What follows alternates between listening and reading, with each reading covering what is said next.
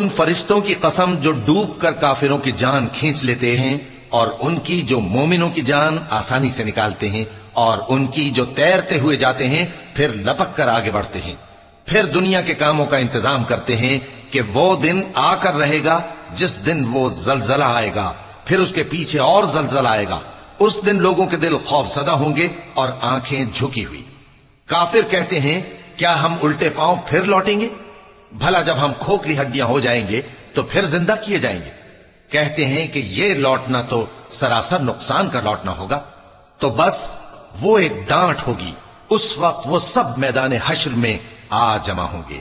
अल्लाह तुमको मूसा की हिकायत पहुंची है जब उनके परवरदिगार ने उनको पाक मैदान यानी तुआ में पुकारा और हुक्म दिया कि फिरौन के पास जाओ कि वो सरकश हो रहा है।